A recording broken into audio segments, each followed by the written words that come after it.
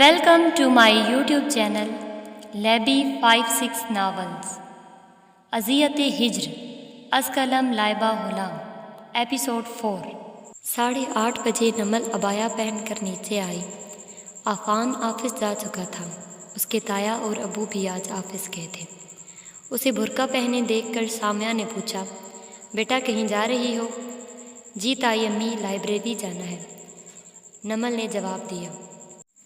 अच्छा चली जाना, पहले नाश्ता कर लो, सामिया प्यार से बोली। नहीं ताई अम्मी, आज भूख नहीं है, आप अम्मी को बता दीजिएगा कि मैं लाइब्रेरी गई हूँ। ये कहते हुए नमल लाउंज से बाहर निकल गई। घर से बाहर कैब आ चुकी थी।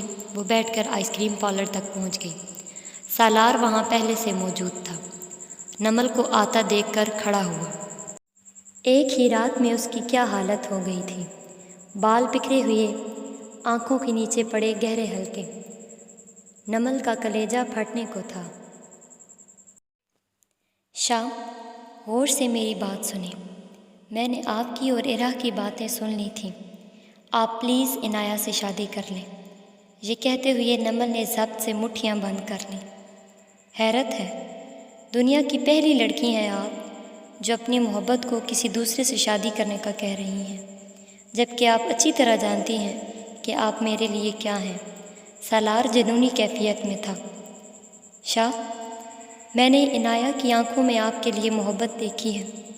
आप क्या चाहते हैं कि मैं एक ऐसी लड़की जिससे बचपन में उसके माँ बाप छीन गए, उसकी मोहब्बत भी छीन लूँ? ऐसा कभी भी नहीं हो सकता। नमल इतनी खुदगर्ज नहीं है कि खुद की मोहब्बत को पाने के लिए किसी और की मोहब्बत को छीन ले। नमल बेबसी से बोली। और अपने आप को मुझसे दूर करने का हक आपको किसने दिया है? सालार बेबसी से उसे देख रहा था। शाह, मुझे आप पर बहुत मान है कि आप मेरी बात को नहीं टालेंगे। शाह प्लीज़, मेरा ये मान ना तोड़िए। मैं किसी और की मोहब्बत की कब्र पर अपनी मोहब्बत का महल नहीं बनाना चाहती। नमल की आंखों में आंसू थे।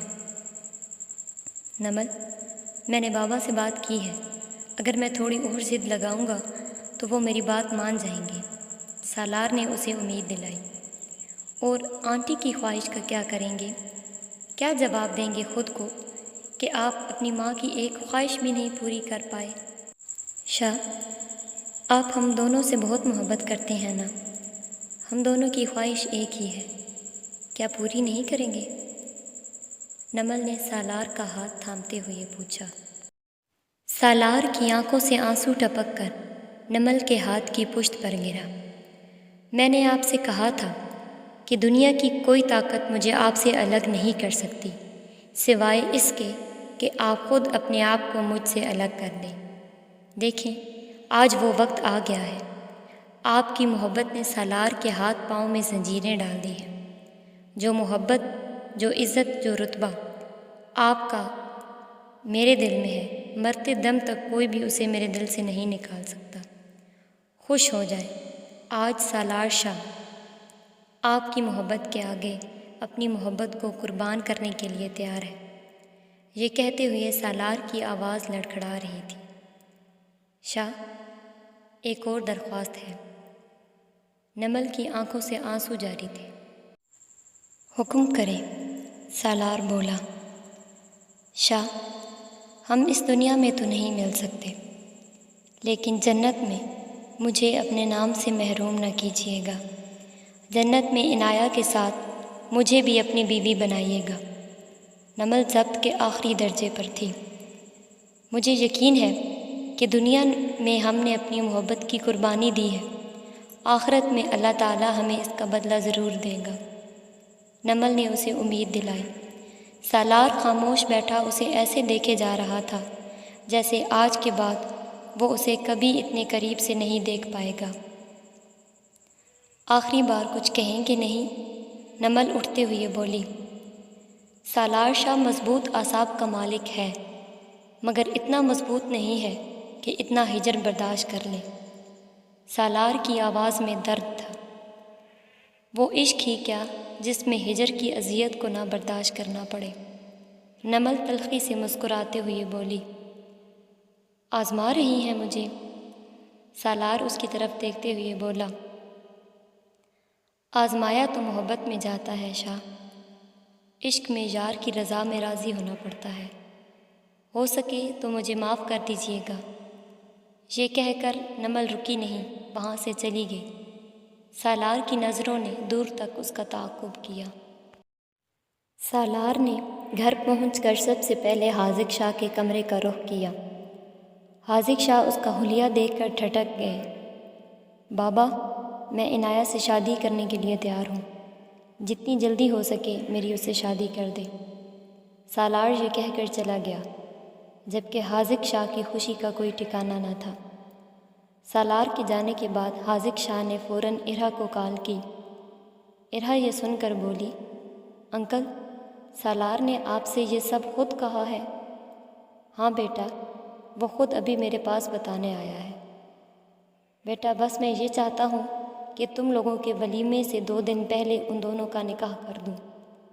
حاذق شاہ اب کسی قسم کی تاخیر نہیں چاہتے تھے۔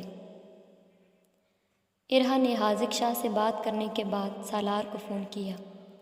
سالار، مجھے بتاؤ، نمل کے کہنے پر تم یہ سب کر رہے ہو نا؟ ارحا نے پوچھا۔ ارحا، محبت قربانی مانگتی ہے، اور ہم دونوں حالات کے ہاتھوں قربان ہو گئے۔ تم اب تیاری پکڑو شادی کی۔ سالار نے یہ کہہ کر کال بند کر دی۔ حاذق شاہ نے عنایہ کو اپنے پاس بلا کر سالار کے متعلق پوچھا۔ بابا، میری زندگی کے بارے میں آپ کا جو بھی فیصلہ ہوگا مجھے قبول ہے۔ عنایہ سر جھکاتے ہوئے بولی۔ شاباش بیٹا، مجھے تم سے یہی امید تھی۔ قیامت والے دن اپنے بھائی اور بیوی کے سامنے سرخرو ہوں گا۔ حاذق شاہ اسے دیکھ کر مسکراتے ہوئے بولے، انشاءاللہ بابا۔ ارحا اپنے کمرے میں گم سم بیٹھی تھی کہ عاصم آ گیا۔ اسے یوں بیٹھا دیکھ کر عاصم فوراً اس کے پاس آیا۔ ارحا، کیا ہوا؟ ایسے کیوں بیٹھی ہو؟ ارحا کی آنکھوں سے آنسوؤں کی برسات شروع ہو گئی۔ وہ عاصم کے گلے لگ کر زور زور سے رونا شروع ہو گئی۔ عاصم نے اسے رونے دیا۔ کافی دیر رونے کے بعد اس کے رونے کی شدت میں کمی آئی۔ اب بتاؤ ارحا، کیا ہوا؟ عاصم اس کے آنسو صاف کرتے ہوئے بولا۔ ارحا نے سارا واقعہ عاصم کو سنایا۔ تم پریشان نہ ہو، میں سالار سے بات کرتا ہوں۔ عاصم نے اسے تسلی دی۔ سب کچھ ختم ہو گیا ہے عاصم۔ حاذق انکل نے ہمارے ولیمے سے 2 دن پہلے اس کے نکاح کا اعلان کیا ہے، اور سالار نے نمل کے کہنے پر رضامندی دے دی ہے۔ عاصم، سب کچھ ختم ہو گیا ہے۔ میری دوست سے اس کی محبت چھن جائے گی۔ وہ کیسے برداشت کرے گی؟ وہ کیسے دیکھے گی سالار کو کسی اور کا ہوتے ہوئے؟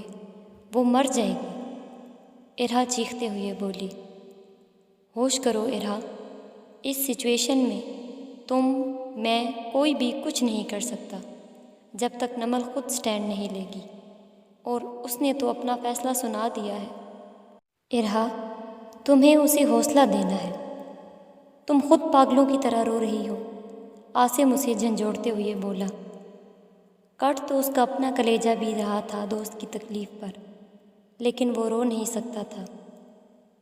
اسے مضبوط بننا تھا، سالار کے لیے، ارحا کے لیے۔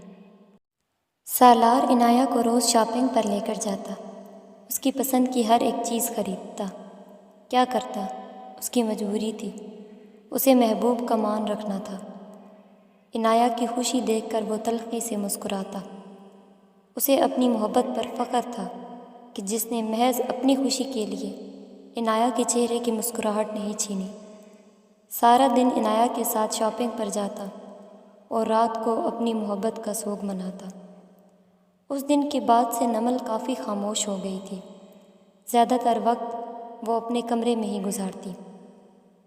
سب نے اس کے خاموش ہونے کو نوٹ کیا، مگر سب نے یہی سمجھا کہ شاید ارحا کی شادی کی وجہ سے کچھ اپسٹ ہے۔